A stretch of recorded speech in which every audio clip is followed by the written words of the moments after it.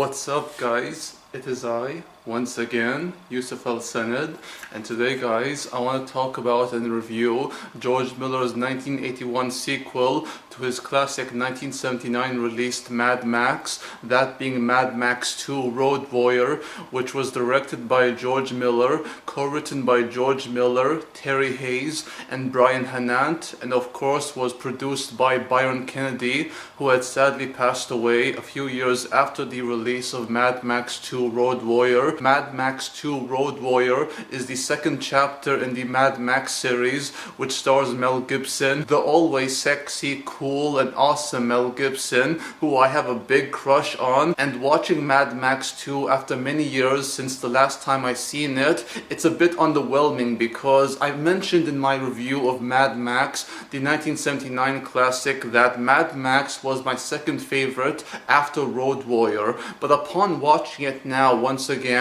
I have to take back what I said before and say that Mad Max is my favorite, my undisputed favorite, with Mad Max 2 Road Warrior coming in at second place, because Mad Max 2 had elements which I do enjoy and love and appreciate, of course. Very good elements that makes out an overall good movie, but the movie does have its flaws I personally cannot ignore, and some characters' deaths which was very sad and very underwhelming. Those characters' death, which I'll go into, was very underwhelming for me personally. I was very sad by their demise. I wanted to see more of them and how much development they would get as characters and their roles in the story alongside Mad Max, the main character, played very well by Mel Gibson, as to be expected by a great actor like him. And Mad Max 2 Road Warrior follows Mad Max a few years or so after the events of Mad Max, the first movie, after the death of his beloved wife and child,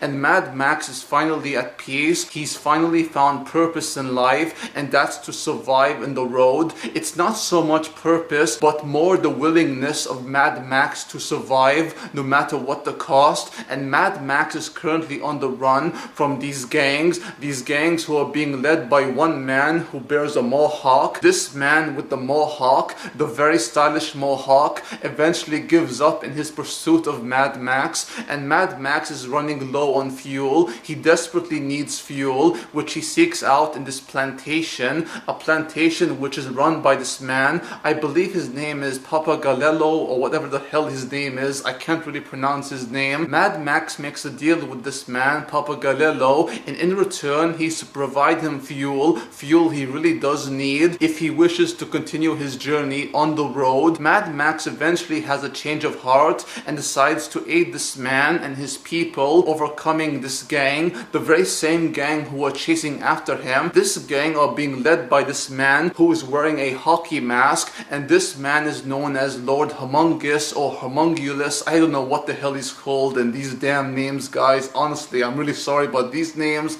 are way too confusing. But hey, it's the apocalypse. If that means to survive, scavenge for food, and kill anyone you want, sure, choose whatever names you like. But Mad Max has to help this man after he's made the deal with him, and eventually Mad Max does have a change of heart. He learns the values of what it means to be a human being. He learns to have dignity, honor, respect, and he also forms a bond with this young boy, a young boy who's credited as the feral kid in the credits. This young boy is very feral in nature, but he's also a very cute, sweet boy who grows attached to Max and becomes very close with him, and this bond is very sweet and very cute to watch. The best bonds in movies are the ones between a parent and child, or a parent figure and a child figure. In this case, it's Mad Max and the feral kid. Mad Max, the feral kid, Papagalello, and the other people in the plantation, all of them are survivors who are trying to survive against this gang, and they will do whatever it takes to survive. And since they have the help of Mad Max, their survival is guaranteed. Mad Max Max 2 Road Warrior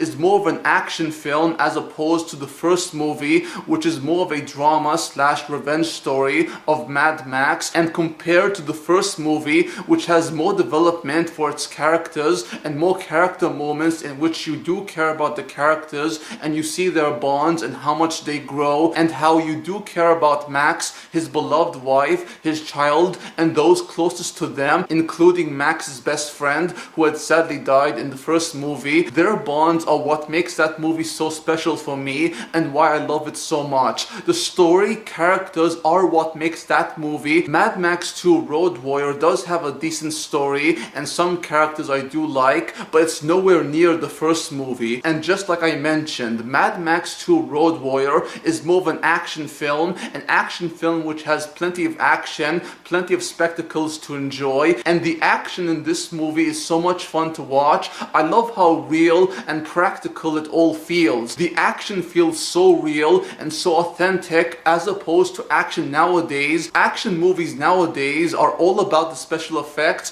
which are in your face, and you really can't take that much special effects or that much action if there's no story and no characters for you, the audience, to care about, because movies are known for their stories and their journey throughout the movie as the story plays out. These are what movies nowadays are missing, but Mad Max, the first movie, is a reminder of an action movie done right. Mad Max 2 Road Warrior does have action, it does have some character moments, but for yours truly, I want more characters, more development, and more story progression. There is one character who I really do care about. That character is this female warrior, a female warrior who is very strong in stature, very beautiful, and someone who I thought would play a major role in the story and would become a strong ally for Mad Max, but sadly she is killed off just like that. Her death was not heroic whatsoever. It's so sad because there is so much about this character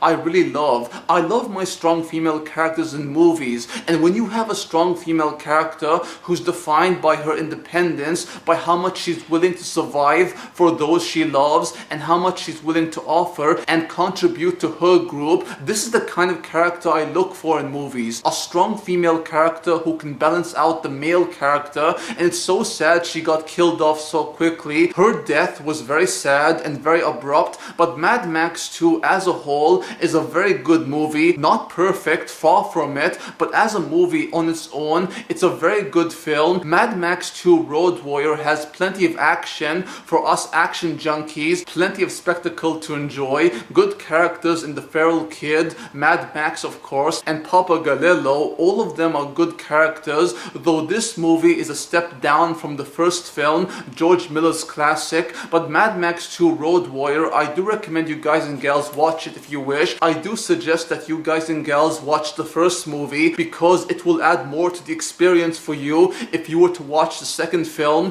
which is basically the second chapter of Mad Max's story and where he goes from here on the road, and whatever he does on the road only Mad Max knows. And thank you guys and gals for watching. Hope you enjoyed the video. If you did, please like, comment, subscribe if you wish, and do check out my gaming channel where I do let's play series, gaming content, all that kind of good stuff. Until next time, peace out, take care, adios amigos, au revoir, and sayonara.